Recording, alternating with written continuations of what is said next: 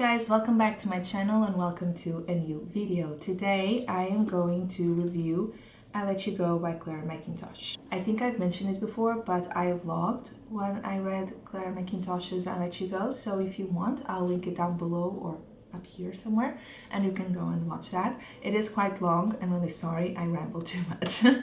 I don't really know how to introduce this because if you watch my vlog, you know that I'm really disappointed with this book.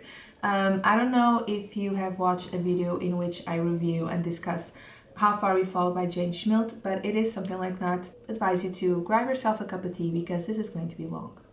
As always, the first part of this video will be spoiler free, but then I want to talk about specific things, but I'll let you know when that happens, so if you want, you can only watch the first part. Trigger warning if you haven't read the book.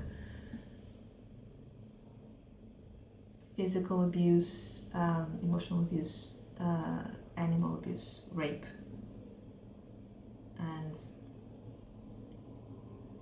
grief. So I Let You Go by Clare Mackintosh was published in 2011 and it is considered a thriller, also a crime and a mystery novel. Honestly, I consider the first part of the book to be a mystery novel and the second part to be a thriller, but I don't think the entire book is a thriller, if that makes sense. Just to give you a brief synopsis, we follow a woman, Jenna Gray, whose life changes completely one evening, and so she decides to run away and start over, but her past catches up with her, and we just go from there, basically. There are 2 points of view, so we have Jenna's chapters, and these are in the first person. I found these chapters to be quite boring and slow because nothing really happens in the first part of the book. She runs away and then we're just sort of witnessing what she's doing every day, and she's not doing that much. She's not giving us a lot of information either. Everything is very general and vague. So I was really bored with those chapters. And then we have the detectives chapters.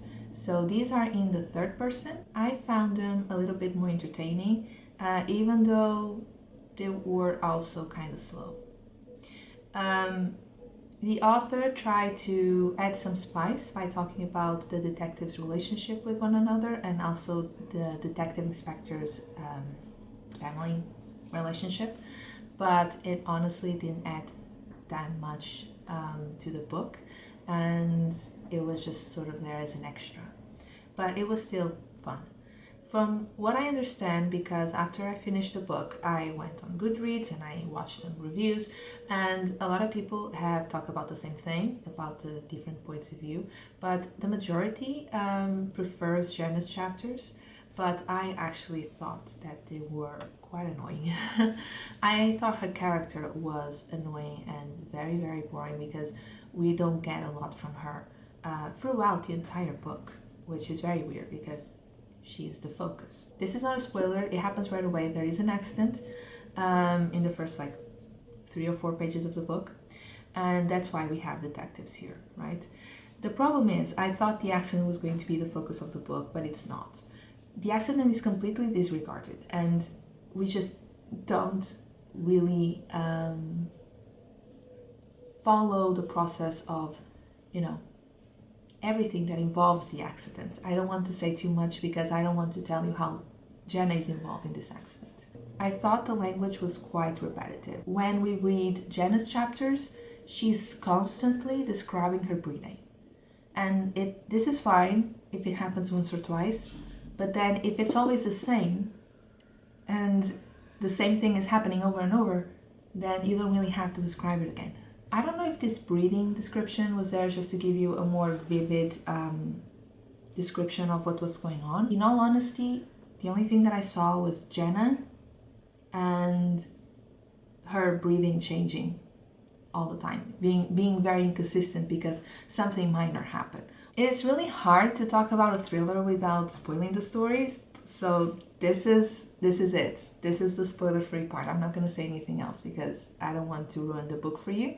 So if you want to go and read the book and then come back, please do, and let me know down below if you agree with me or not. For those of you who have stayed, now we're gonna talk. We need to talk. I was so disappointed with this book. Oh my god. I was actually enjoying the first part, but then we get that twist. If you have read the book, you know what I'm talking about. At first, I thought that twist was quite interesting and surprising, but then, when I had time to digest it, it is basically based on tricking the reader. And I don't know if I'm comfortable with it. When we are reading mystery novels, I like mystery novels that don't really tell you who did it, you know, who committed the crime or whatever. But obviously the author is giving you like really subtle hints. And if you are able to catch them, good for you. If you're not able to see them, then the end is going to be a surprise. In this case, I mean, correct me if I'm wrong, because I went back and I read the first chapters again, but I couldn't find any subtle hints that told you that Jenna wasn't Jacob's mom, the little boy that was killed in a hit-and-run accident.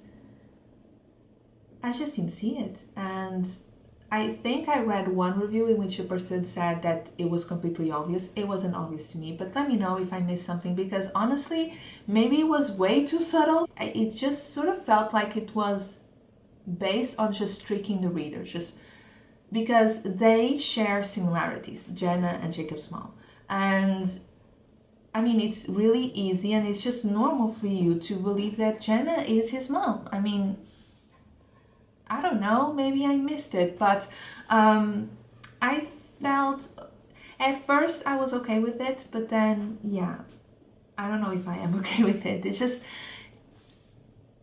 I don't know. I mean, if you're going to trick the reader, I mean, what am I doing here? I thought I was doing some of the work, you know, give me some hints, let me work with it, try to predict something, but then, you know, then surprise me, don't make it too predictable. But okay, we start the second part of the book and we are introduced to Ian. His chapters are gradually more disgusting.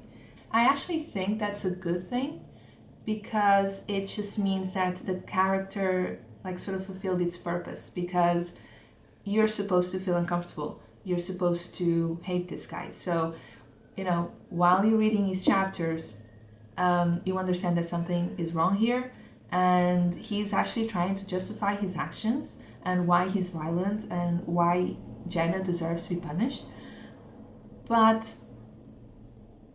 the language doesn't really match the mood, if that makes any sense. Like the first part of the book, we got used to a certain language because of the first part of the book, and then the second part of the book, the language becomes more and more explicit. I don't have a problem with it. I don't have a problem with like F-bombs or anything like that, but I actually didn't feel comfortable with it because it was like reading two different books, and it just didn't make any sense for that to happen. It didn't need that. It didn't need the language to change in order to make a point. Nevertheless, we get a lot of information from Ian, something that we don't get from Jenna. Jenna is very, very flat as a character. We don't get anything from her, not even during the first part, because during the first part of the book, she's always talking about the accident, and that's why you think she's Jacob's mom. Also, she describes her nightmares. In her nightmare, she can see Jacob hit the car and then his head hitting the pavement. And it just sounds like she's watching the scene. So again, I thought that she was Jacob's mom because Jacob's mom witnessed the accident. It doesn't make any sense for her to be in the car. If you are in the car and something hits it and then just hits the pavement, you will probably not be able to see it. But that's all we get from Jenna.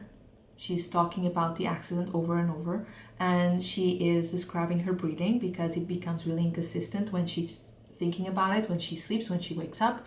And that's about it. We don't have any factual information. We don't get any factual information about what happened. I had to wait for Ian's chapters, you know, to tell me. But at the same time, I didn't want to read Ian's chapters because it made me feel so uncomfortable and cringy.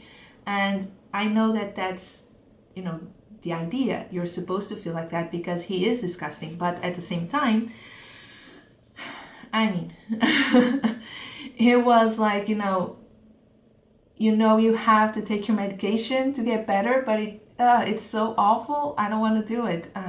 It was really complicated to read this book. Jacob's hit and run accident. So I thought that the accident was going to be the focus of the story. This accident was extra. We didn't need the accident. If the point was to tell a story about a woman trying to escape her abusive husband, you didn't need the accident. It just sort of feels a little bit offensive. I don't know. I never went through something like this, thank God. I never lost anyone in an accident like this. I never lost a child. But I was more interested in reading about the grieving process that Jacob's mom went through, obviously.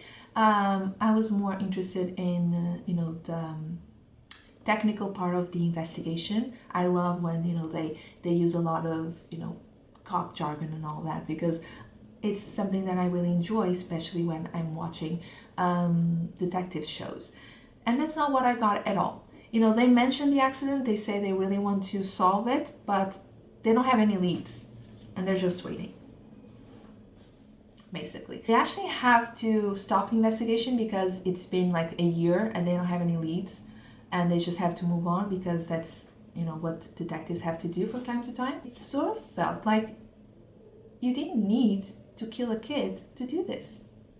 I mean, obviously no one killed anyone, but in the book, you didn't need to add that. You didn't need it. The detective work was lousy and unprofessional. So like I said, because we don't have any leads, the author focuses on talking about the detective's relationship, because we have the detective inspector, Ray. I don't remember his last name.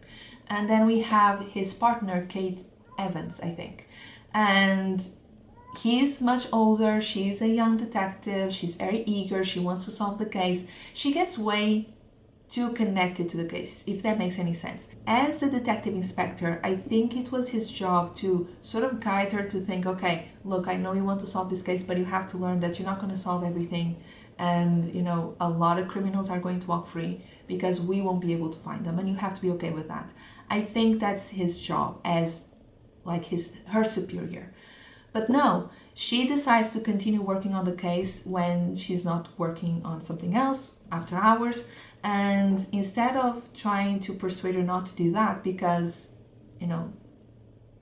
the chief of police, that's how I say it, I forgot her name, I forgot her title, is going to be upset when she finds out that you have been working on this case when you shouldn't be doing it.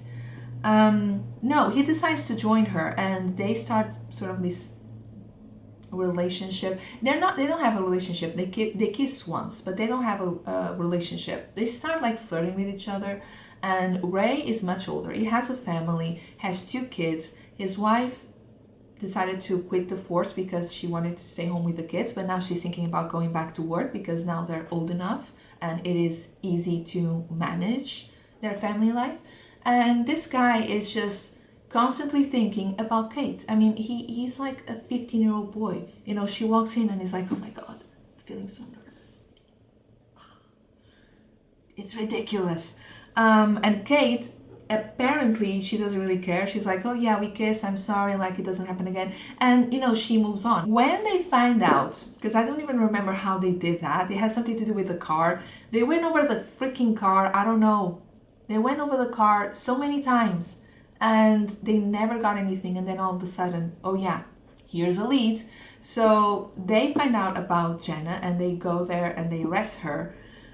They bring her in, they interview her, and they never ask for an ID.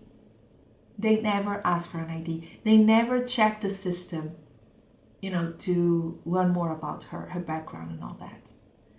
And this is important because after a while, if you remember, Jenna's sister Eve shows up saying that, I haven't talked to my sister in a while because we just haven't talked in a while.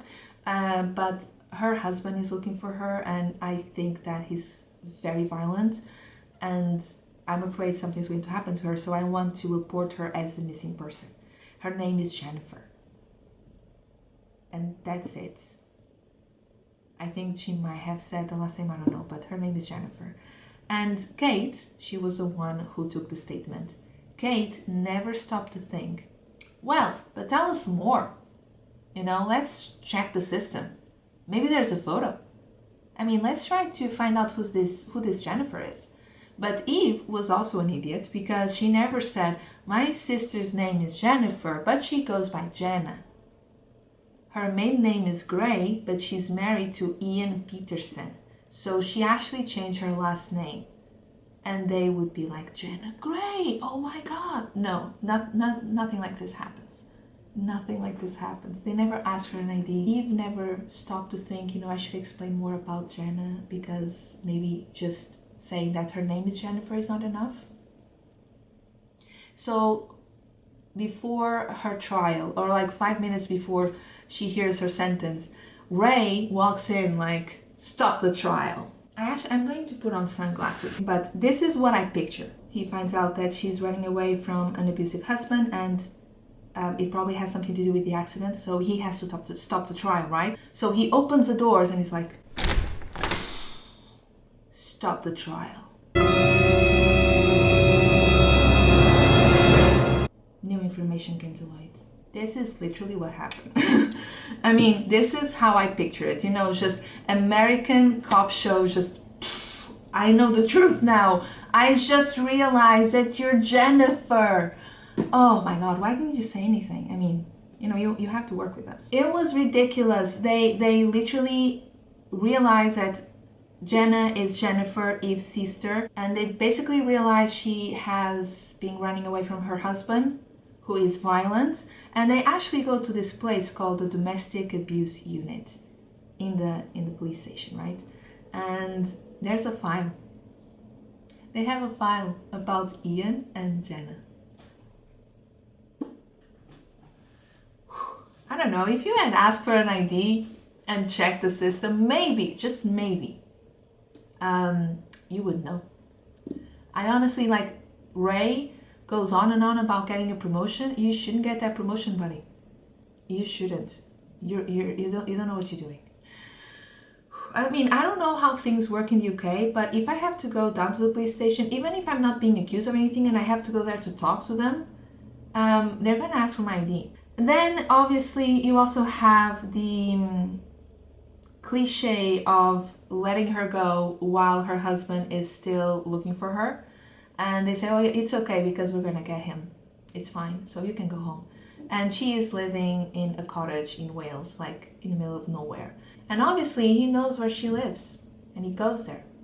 And then he falls down the stairs and he's unconscious. So she tries to run away, but the last minute he grabs her ankle and she screams. DB movie, anyone? And obviously then they get into this huge fight and he dies. She goes to the hospital, right, because there was a confrontation, she needs to go to the hospital. The detectives, Ray and Kate, showed up to take her statement about what happened, and she's sensible enough to ask if she will have to deal with any consequences about, withholding evidence and lying to the police and all that. The detectives say something like, yeah, there's a small issue, but it will be fine. Which just makes it sound as if like we have nothing to worry about, like we're just going to sweep that under the rug. I understand this book is trying to make a point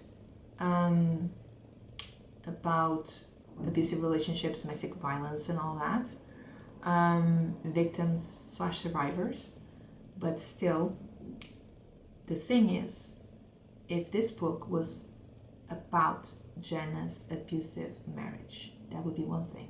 But we have the accident. We still have the accident. And even though now they know who did it, Jenna didn't come forward when that happened. She ran away.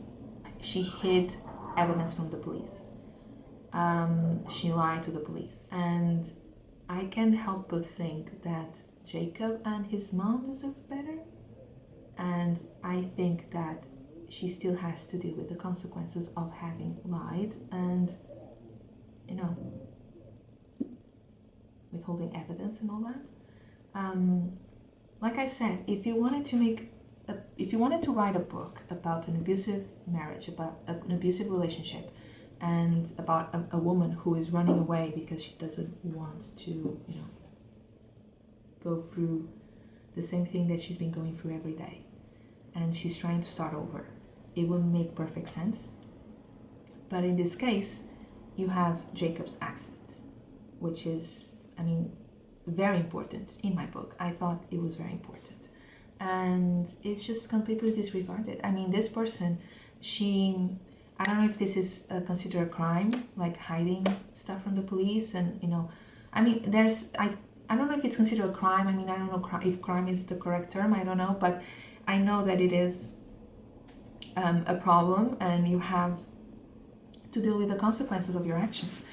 It's not like she was hiding for like a week. No, this was happening for over a year. She went away and she was living in this cottage, and she was, you know, jumping through hoops to make sure that no one knew where she was. She didn't even have a cell phone because obviously she didn't want Ian to find out where she was, but also the police, because she didn't want to have to deal with that. She knew that that day would come because you can't run away forever and the police would probably find something. But, you know, she did her best to make sure that she could have like enough time to just enjoy her new life. And we have an accident here, we have a dead kid. Yeah, I just think it was sort of disrespectful to these characters, Jacob and Jacob's mom. You didn't need the accident. Oh, but then again, you did, didn't you? So Ian, besides being a pig, a monster, and everything you can think of, a disgusting human being, obviously he cheated on Jenna multiple times, she knew. And he had a baby with one of his one-night stands. And this woman decided to keep the baby because, you know, even if you don't want to be his father, it's fine. I'm going to raise the baby on my own. But after a while, you know, the kid grows up, and this woman decides to contact him and say, like, look, if you are, you know, willing to be part of his life, you know, we're fine with it. Like, he wants to get to know his dad, which is totally normal. Guess what? Ian is Jacob's dad. And we find out because, you know, I think he's the one telling us about the accident. So they were going home, and Ian was drunk. So he was yelling at her the entire time, and then he told her to stop because he wanted to drive, and she let him drive.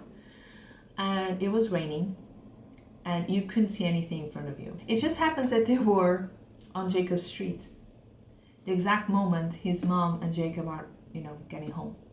And it just happens that even though you can't see anything in front of you because of the weather, and this is not me speculating, they make sure you know over and over that it was raining and super foggy and you couldn't see anything because of the storm.